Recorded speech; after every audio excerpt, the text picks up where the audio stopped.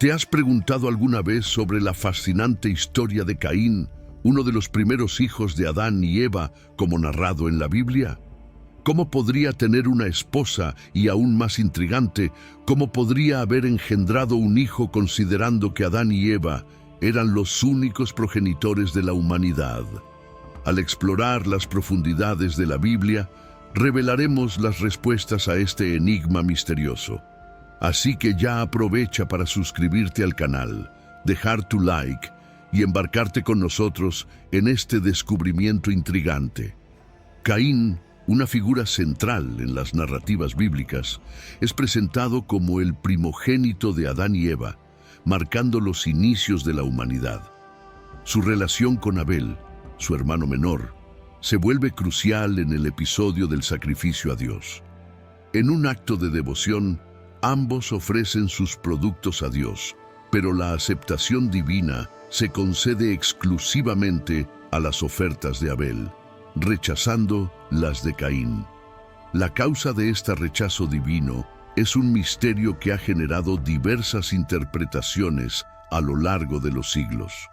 Algunos sugieren diferencias en la calidad de las ofertas, mientras que otros apuntan a una posible actitud de desdén en el corazón de Caín como factor determinante.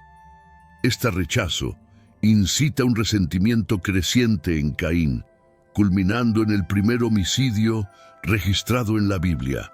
Movido por envidia e ira, Caín comete el acto terrible de matar a su hermano Abel.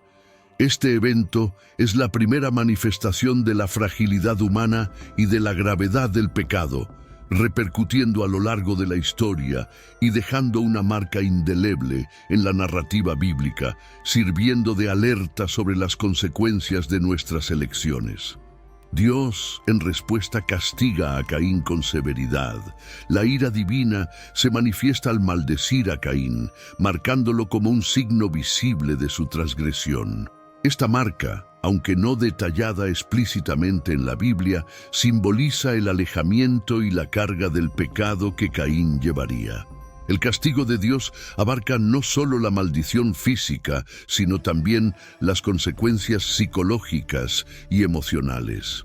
Caín es condenado a vivir como un vagabundo, alejado de la presencia divina, un exilio que lo deja a merced de su propia conciencia, cargando el peso de su elección desafortunada.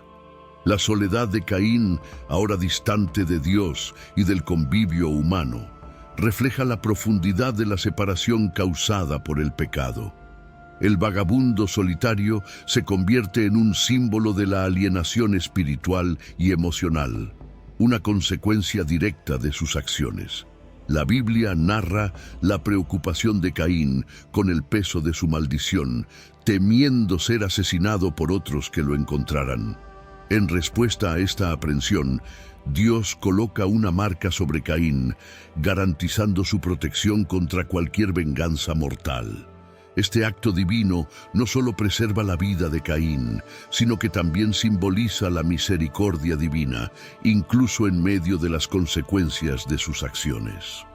En el relato bíblico del capítulo 4 de Génesis, Caín, tras ser exiliado por Dios, encuentra una mujer y con ella tiene un hijo llamado Enoc, marcando el inicio de una nueva generación.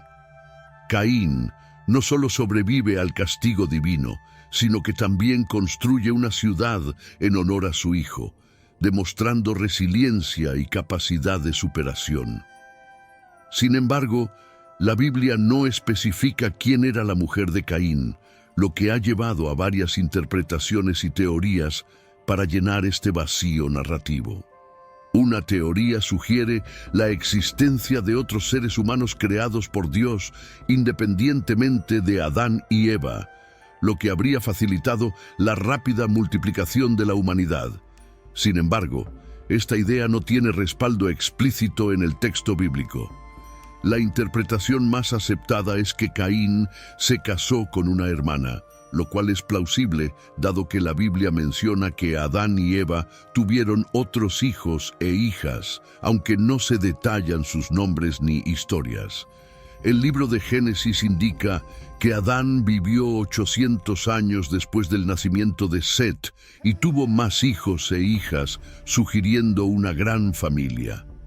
En ese contexto, el casamiento entre hermanos era necesario y aceptable para la propagación de la raza humana. La Biblia no menciona prohibiciones contra este tipo de uniones en sus primeras narrativas, y varios personajes bíblicos importantes, como Abraham y Sara, e Isaac y Rebeca, se casaron con familiares cercanos, lo cual era culturalmente aceptado y bendecido por Dios. La práctica del matrimonio entre parientes cercanos se justifica en el contexto de la época y las necesidades de supervivencia. El ejemplo de Abraham, que envía a su sirviente a buscar una esposa para Isaac entre sus parientes, muestra la importancia de mantener la pureza del linaje familiar. Esta historia resalta tanto la aceptación cultural del matrimonio entre familiares como la intervención divina en estos arreglos matrimoniales.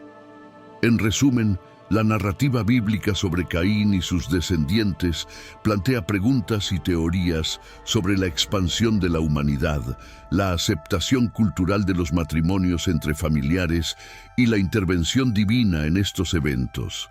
La historia destaca la resiliencia de Caín y la importancia de mantener el linaje familiar en las primeras etapas de la historia humana, según la tradición bíblica.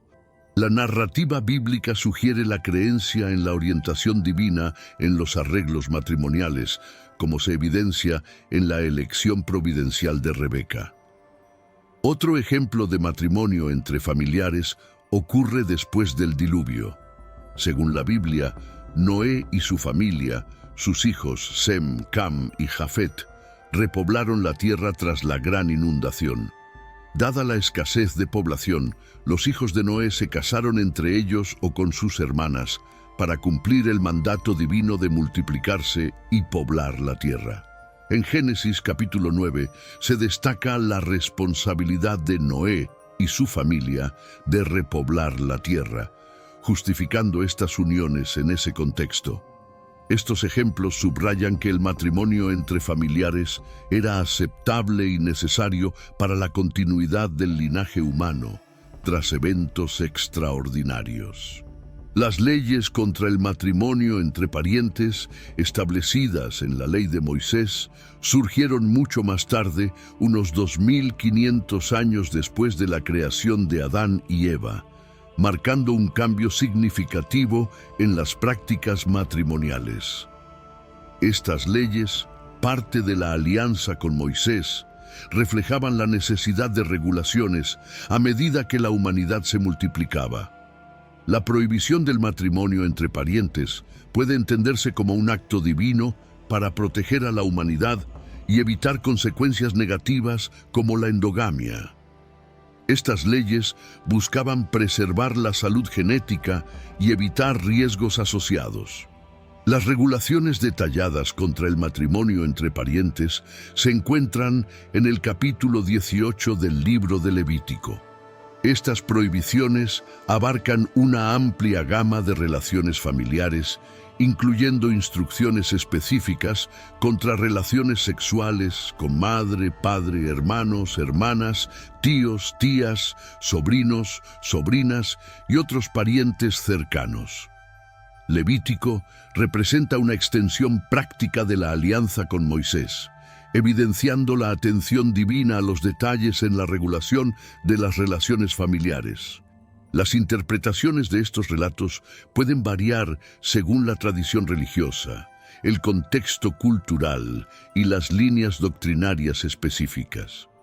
Sin embargo, prevalece el respeto por la tradición y la sumisión a la voluntad divina, sustentando la convicción de que la verdadera comprensión reside en la aceptación de la palabra de Dios.